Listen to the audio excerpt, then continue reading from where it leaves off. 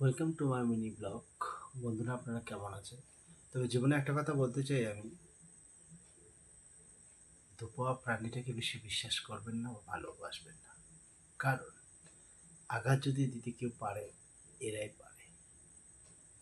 তুমি ডানা ওড়া পাখি, চার পাওয়া প্রাণীকে ভালোবাসো, যত তাকে রাগ অভিমান দেখাও, সে ডাকা মাত্র তোমার কাছে ছুটে আসবে।